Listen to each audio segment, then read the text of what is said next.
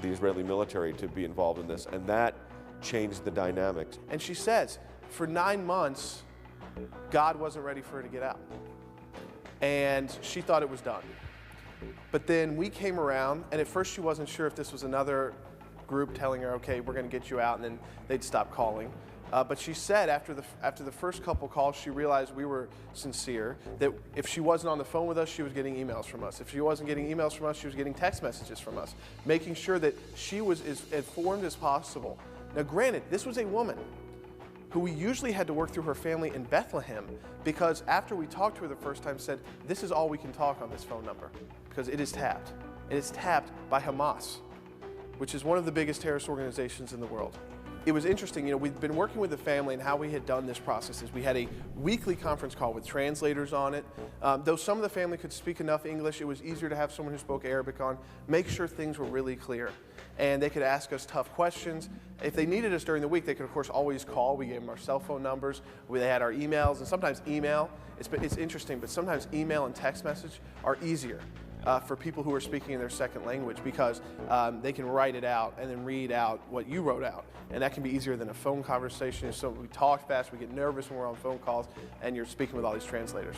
So we would do weekly calls with the family, as well as continually talk with Lisa and one of the family members, Madeline, who spoke very good English, that we could keep contact with. Then things start getting more and more heated. Our goal the entire time was Christmas.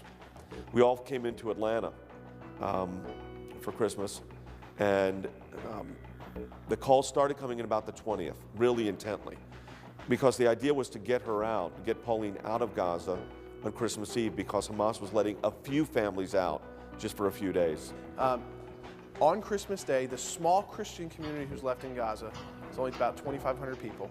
This is out of a territory with over 1.5 million people. The small Christian community could leave Gaza in a special convoy, go to Bethlehem, the birthplace of Christ, spend a couple of days there, and then go back to Gaza. We thought that was our opportunity to get Pauline and her children out, because as long as they got out safely, we could handle the paperwork, the necessary documents to get her immigration status handled, so that she becomes a citizen of the West Bank instead of a citizen of Gaza, which was the key. So there was this buildup where Jordan was on the phone with them literally 24 hours a day. They were not sleeping because first of all, you had a 7-hour time difference, and there was a lot of reports coming in, and Pauline was getting calls from various government officials. She went there the first time, was denied exit from Hamas, and she was not on a list in Israel. But then Hamas puts out the regulations. No one between the ages of 18 and 35 can leave, even if they're a Christian just going for a couple days. And of course, that included Pauline. And it was at that point, a distraught feeling, because you realize you're right there, and then this regulation comes out. And that regulation comes out for the purpose of having families divided, so that entire families can't flee. Because let me tell you something, at this point in Gaza, everyone knew a bad military conflict was about to start. And whether you supported Hamas, whether you were one of the Christians living under Hamas persecution, you knew that rockets were about to start firing. And when I say rockets, Israeli rockets, like US rockets, and missiles firing on your city. So they knew that there would be a mass exodus of people if they allowed anybody to go. So Hamas puts in these regulations, so she can't get out. We find out this the day before Christmas. And then it was a miracle what happened. We got a call, I won't forget it, I think Jordan got it at 4 or 5 o'clock in the morning. Get your plane tickets. Get your plane tickets to Israel, and come tomorrow. This will be done by Monday. That was all we got. So, and they said we could tell Pauline that. So we thought, okay, this is not going to be happening for a couple more days, so we'll get our plane tickets, and that was Christmas Day, so we get our plane tickets. And that night, which was actually one of the first nights I thought I was going to sleep, because we knew she was getting out. She felt very comfortable about it now, and she trusted us, and the family trusted us.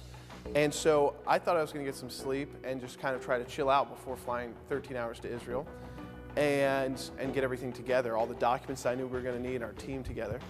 And about 4 a.m., and I kept my phone on, phone starts ringing, and it's Pauline's cell phone. And she had just crossed the border from Israel, from Gaza into Israel. So she got a call that morning after we were told this will happen by Monday, and told her that. She got a call the day after Christmas, early in the morning, that said you need to be at this border no later than noon. It was a miraculous exit, a gate that you wouldn't have been able to get through.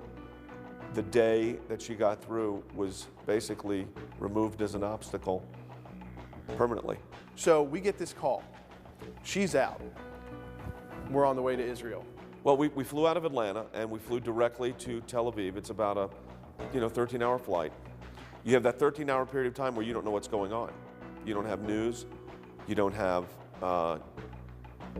really anything. You're flying on an airplane, so you don't know what's going on around you. And we land. I'll never forget this. We land at the airport in Ben Gurion Airport in Tel Aviv. I remember looking at my phone and my friend saying, like, "Are you crazy? What, are you really in Israel?" Because while we were on the plane, a war had broken out. The largest military operation in the Gaza Strip since I've been alive. We're pulled into this room area, put on the TV, and as soon as the TV's on, I think we've got a picture of this, Israel started its airstrikes in Gaza. I mean, literally as we landed, the war had started. There is no way Pauline would have gotten out. To this day, while this is showing, she would not have been out yet because Gaza has been decimated. The border crossing doesn't exist anymore. There's no way she would have gotten out. That was the final day, the final moments for her to be able to cross that border. And that was it. That was the last opportunity. Now, we did not know it was it that day when it happened. But let me tell you, when we landed in Israel, we all realized and looked at each other and realized that this would have been it. This was the last chance for months. And this woman and her children would have had to have been in Gaza during the largest military operation after what they had already been through with losing their father and their husband. We were working with the highest level of government officials in Israel, and they wanted to meet with us. The problem was a war had broken out, so they wanted to meet with us at the front of the battle. I mean, literally at the front of the battle. I think the first time I realized the seriousness of it was we went to an area where we were going to go up in a helicopter. We were literally going to go in a helicopter. And we were all kind of nervous about that because we were going to go up into a helicopter and fly along the Gaza border, and there were literally rockets being launched, but everything was safe. All right, well, we're getting ready to take off. We're going to go to the region that right now is currently part of a large military engagement by the Israelis. We get into the helicopter. This was interesting. We get into this helicopter, it lands, we're about to take off, and they go to start the helicopter engine, and it won't start. And I think actually that was God's providence, because when we then drove down to the area, which we did, the rockets were coming, and you could actually see it. We went to a hill overlooking Gaza. You were a mile away from Gaza. I was met by somebody that a lot of people have seen on TV before, Renan Geeson. He was, Dr. Geeson was the primary principal spokesman for the Prime Minister Ariel Sharon, the previous Prime Minister. He was on American television a lot. I'd known him over the years. When I got there to meet with him, I noticed he wasn't wearing his sport coat or a suit, or he was wearing his army jacket. And his army jacket said, Colonel Geeson, Israeli Defense Forces. So I realized right there, this was serious. Colonel Geeson and, of course, Dr. Geeson, I should say as well. When it's peace, it's doctor. Let me ask you this. We're 1 mile right now from Gaza. You said that this area has received 8,000 rockets in the last 8 years. Right. And, of course, this is right in ground zero, coming from Hamas. Now, it was happening under Fatah as well, but it's much more increased now. What is anticipated? Last night was the airstrikes. We're in an active conflict zone now. What do we expect? Well, I think what Israel expects is an end to the firing of Qassam rockets and restoring a ceasefire, but a full ceasefire, comprehensive one, that will include both the upper ground as well as below ground, because, you know, Hamas has been acting to build up its military force through tunnels where they smuggle weapons, where they put all their rockets there, and the weapons, of course, come from one address, from Iran. One of the interesting things, and I want to talk about this Iranian connection, is, and you mentioned this, we talked about in Lebanon, when you're dealing with Hezbollah, you're really fighting Syria and Iran. Here, although it's Hamas, the terror group, the terror organization controlling Gaza right now, it's much more than just Hamas that the Israelis are fighting right now. Yes, I think this is part of this new type of warfare we're fighting in the Middle East, asymmetrical wars which have global ramifications. You see what happened the minute we launched